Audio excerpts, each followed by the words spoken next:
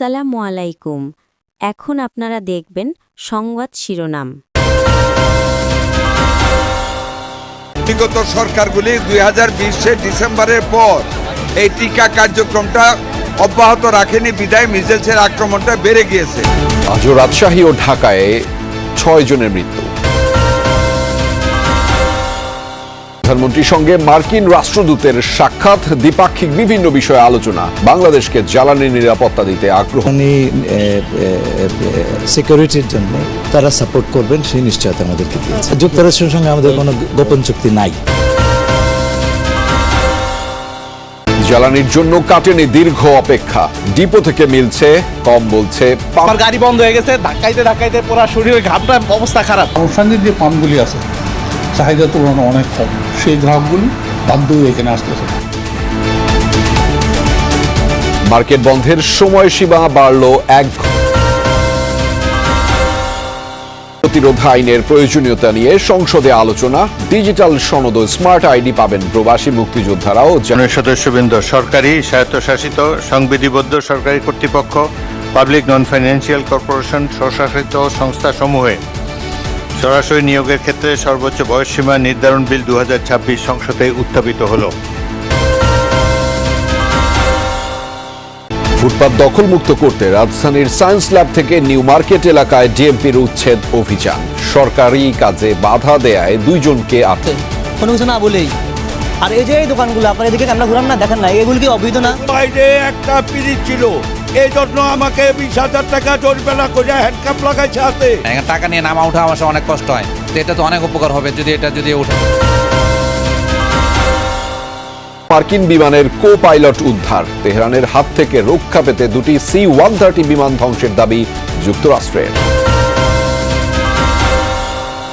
আসসালামু আলাইকুম। এখন দেখবেন সংবাদ বিস্তারিত। সংক্রমিত হয়ে প্রতিদিনই ঢাকার হাসপাতালগুলোয় বাড়ছে হামের রোগী।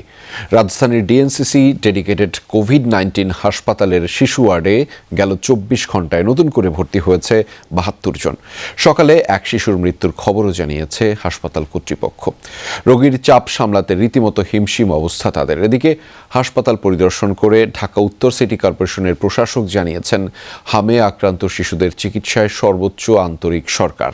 2-3 বছরের বেশি নয়, জাগতিক জটিলতা না বোঝার বয়সে তীব্র যন্ত্রণায় হাসপাতালে কাতরাচ্ছে নিষ্পাপ এসব শিশু। হামের কারণেই তাদের এই করুণ দশা। ডিএনসিসি ডেডিকেটেড কোভিড-19 হাসপাতালের তথ্য, হামে আক্রান্ত হয়ে 300 রোগী ভর্তি রয়েছেন এখন। শনিবার 72 জন শিশু ছাড়পত্র নিয়ে বাড়ি ফিরলেও সমসংখ্যক ভর্তিও হয়েছে। কমবেশি সবারই উপসর্গ এক। আসছি কালকে রাত্রে 12টা বাজে, ওনারা ট্রিটমেন্ট করতেছে, ভালোই করতেছে, কিন্তু ওর জ্বরটাই কমতেছে না। এখনও জ্বর 102, 103 এরকম, এই নিচে নামতেছে না জ্বর। জ্বর আসলো প্রথম জ্বর আসার পরে হাম উঠছে, জ্বর কাশি। 5 দিন থেকে জ্বর আর ছোট ছোট গায়ে হাম উঠছে। আমি কামরাঙ্গীর চর থেকে আসছি, বাচ্চার অবস্থা অনেক সিরিয়াস ছিল, শ্বাসকষ্ট ছিল, মুখে গা ছিল, তার জন্য এখান থেকে ঢাকা মেডিকেল থেকে আমাদেরকে রেফার করছে। এখানে দেশের বিভিন্ন এলাকা থেকে হাম আক্রান্ত অনেক রোগী ঢাকায় আসছে চিকিৎসা নিতে। কোনো শিশু। হাম প্রতিরোধে 3 মে থেকে সারা দেশে শুরু হবে বিশেষ টিকা কর্মসূচি। এর আগে 12 এপ্রিল শুরু হবে ঢাকাসহ আরও 2 সিটি কর্পোরেশন এলাকায়। সকালে ঢাকার নবাবগঞ্জে হামের টিকা কর্মসূচির উদ্বোধনের সময় এসব তথ্য জানিয়েছেন স্বাস্থ্যমন্ত্রী সরদার সাখাওয়াত হোসেন। টিকা দেওয়ার সিরিঞ্জের ঘাটতি নেই বলেও নিশ্চিত করেছেন। হয়নি হামের টিকা, তাই মায়ের হাত ধরে রোববার টিকা কেন্দ্রে এসেছে অহনা রানী। বিগত সরকারগুলি 2020 ডিসেম্বরের পর এই টিকা কার্যক্রমটা অব্যাহত রাখেনি, বিদায় মিজেলসের আক্রমণটা বেড়ে গিয়েছে। চ্যালেঞ্জ ওইটাই ছিল যে আমরা এখন টিকাটা দিতে পারি কি না, কারণ আমরা যেই টিকাটা কিনতে যাচ্ছি ওই টিকাটার টাকা দেওয়া হয়েছে এডিবি দিয়ে, ইউনিসেফের মাধ্যমে। It will take more 1.5 month. কোনো স্বল্পতা নেই, বরং বেশি আছে। 54 মিলিয়ন সিরিঞ্জ আছে, আমাদের দরকার অনেক কম। প্রথম পর্যায়ে টিকা দেওয়া হচ্ছে 30 উপজেলায়। 12 এপ্রিল থেকে দেয়া হবে ঢাকার 2 সিটি কর্পোরেশন, ময়মনসিংহ ও বরিশাল সিটিতে। আর 3 মে থেকে পুরো দেশে চলবে এই টিকা কর্মসূচি। আপনারা অভিভাবকদের বুঝিয়ে নিকটস্থ হাসপাতালে আপনারা পাঠিয়ে দেবেন, যাতে করে একটা সন্তান আমাদের এই অনাগত সময়ে যাতে মৃত্যুর কুলে ডলে না পড়ে। আমদানির ক্ষেত্রে বাংলাদেশের উপর কোনো দেশের বাধ্যবাধকতা নেই বলে জানিয়েছেন পররাষ্ট্রমন্ত্রী খলিলুর রহমান। জানিয়েছেন যুক্তরাষ্ট্রের সাথে বাংলাদেশের কোনো গোপন চুক্তিও নেই। সাশ্রয়ী দামে সরকার যে কোনো উৎস থেকেই তেল কিনতে পারবে। প্রধানমন্ত্রী তারেক রহমানের সাথে ঢাকায় নিযুক্ত যুক্তরাষ্ট্রের রাষ্ট্রদূত ব্রেন্ট টি ক্রিস্টেনসেনের সৌজন্য সাক্ষাতের পর মন্ত্রী কথা জানিয়েছেন। দায়িত্ব নেওয়ার পর প্রথমবারের মতো তারেক রহমানের সাথে সৌজন্য সাক্ষাৎ করতে আসেন ঢাকায় নিযুক্ত যুক্তরাষ্ট্রের রাষ্ট্রদূত। তিনি প্রধানমন্ত্রীর হাতে 2টি ছবি ও হোয়াইট হাউসের একটি রিপ্লিকা তুলে দেন, যার একটি ছবিতে রয়েছেন শহীদ প্রেসিডেন্ট জিয়াউর রহমান ও প্রেসিডেন্ট জিমি কার্টার, আর অপর ছবিতে রয়েছেন সাবেক প্রধানমন্ত্রী খালেদা জিয়া ও সাবেক প্রেসিডেন্ট জর্জ বুশ সিনিয়র। শেষে পররাষ্ট্রমন্ত্রী জানান, আগামীতে দুদেশের সম্পর্ক কেমন হবে, উন্নয়ন ও রোহিঙ্গাদের সহযোগিতা অব্যাহত রাখা নিয়ে আলোচনায় গুরুত্ব পায়। এছাড়া বাংলাদেশের জ্বালানি নিরাপত্তা দিতে আগ্রহী যুক্তরাষ্ট্র। আমাদের জ্বালানি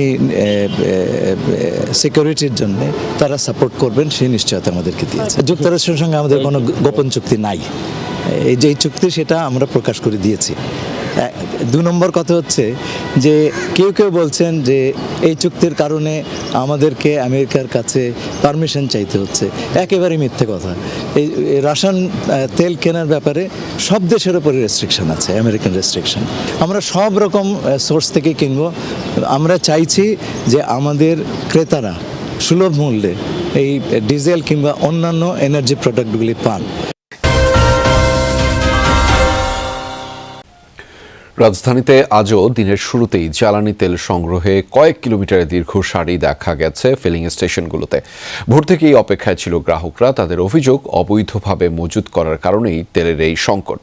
পাম্প কর্তৃপক্ষ বলছে, ডিপো থেকে নিয়মিত সরবরাহ এলেও চাহিদা পূরণে তা অপর্যাপ্ত।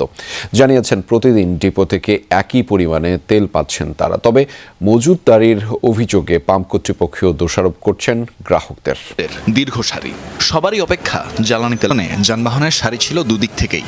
একদিক ছাড়িয়ে যায় কুর্মিটোলা হাসপাতাল, আরেক দিক চলে যায় খিলক্ষেতের স্থানীয়। তেল নিতে যারা এসেছেন তাদের অধিকাংশই ভোর থেকে লাইনে দাঁড়িয়ে।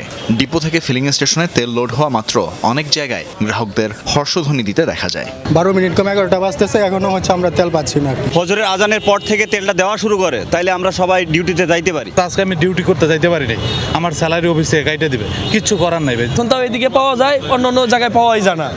অনেক গ্রাহক রাত থেকেই লাইনে দাঁড়ানো। গাড়িতে জ্বালানি না থাকায় নিরুপায় হয়ে দীর্ঘ সময় ধরে অবস্থান।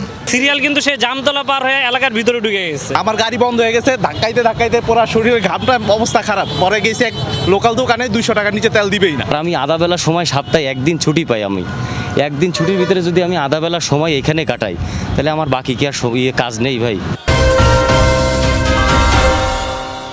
গুম প্রতিরোধ ও মানবাধিকার অধ্যাদেশ বহাল থাকলে গুমের শিকার ব্যক্তিদের প্রতি অবিচার করা হবে, এমন মন্তব্য করেছেন আইনমন্ত্রী মোহাম্মদ আসাদুজ্জামান। বলেছেন, বিদ্যমান 2টি আইনকে যুগোপযোগী করা হবে, যাতে কেউ অপরাধ করে পার না পায়। সংসদ অধিবেশনের জরুরি গুরুত্বপূর্ণ বিষয়ে নোটিশ